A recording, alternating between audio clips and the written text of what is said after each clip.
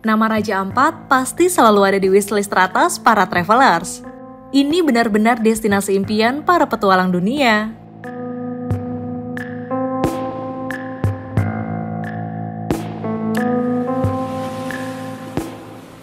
Bukan cuma indah, Raja Ampat itu surga terakhir keanekaragaman hayati laut di planet ini.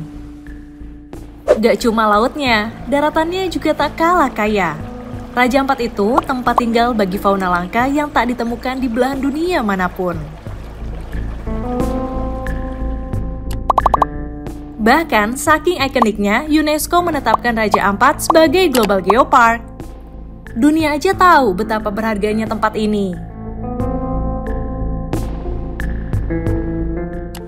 Tapi semua itu sekarang terancam oleh suara mesin, bukan ombak. Oleh keruhnya limbah pertambangan, bukan beningnya air. Oleh alat berat, bukan perahu kecil nelayan.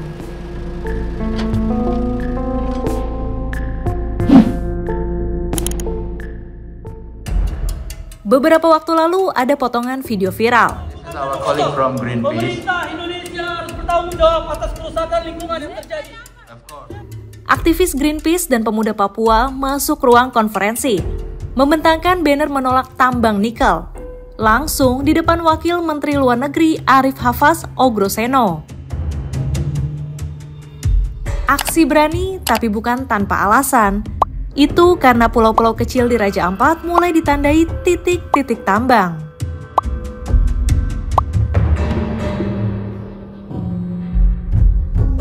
Padahal berdasarkan Undang-Undang Nomor 1 Tahun 2014 tentang pengelolaan wilayah, pesisir, dan pulau-pulau kecil, pulau-pulau tersebut termasuk kategori pulau kecil yang tidak boleh ditambang. Tapi kenyataannya izin sudah terbit. 4 perusahaan malah punya izin IUP di pulau-pulau kecil ini.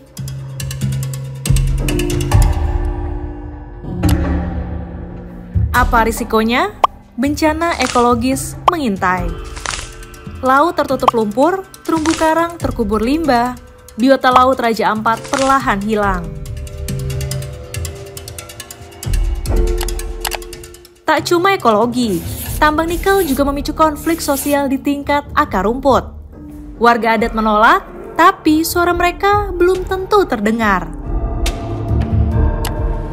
Terus coba bayangkan, jika keindahan Raja Ampat rusak atau tercemar, apakah wisatawan masih mau datang?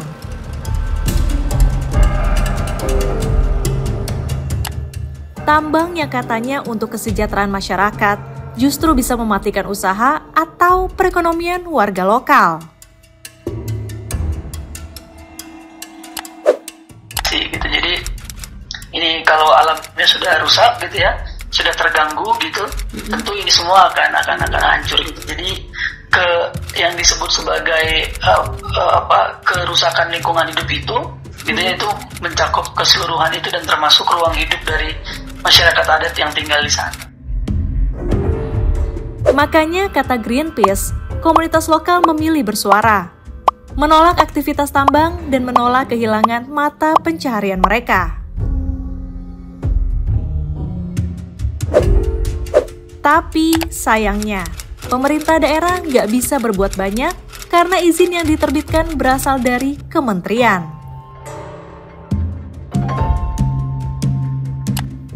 Terus respon pemerintah gimana?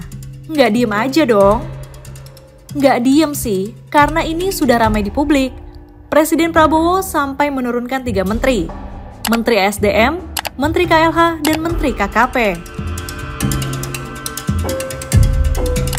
Menteri SDM Bahlil Lahadalia sih udah angkat suara. Kementerian SDM akan mengevaluasi IUP dan menyesuaikan tambang nikel di kawasan Raja Ampat dengan kaidah-kaidah AMDAL.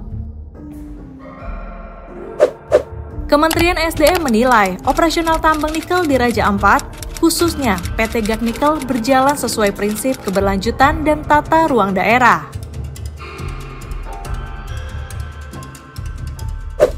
Sementara itu, KLH menilai kegiatan pertambangan di Raja Ampat melanggar azas lingkungan.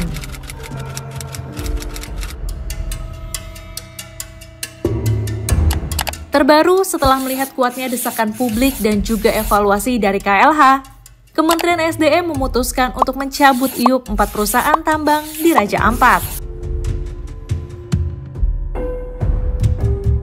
Menteri SDM Bahlil Lahadalia menyebut izin tambang itu tidak sesuai karena berpotensi merusak ekosistem laut dan daratan Raja Ampat.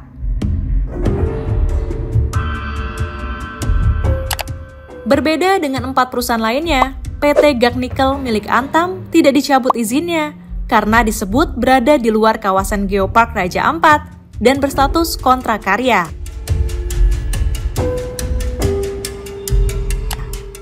Semoga ini benar-benar berdasarkan hasil evaluasi, bukan atas dasar pilih kasih ya.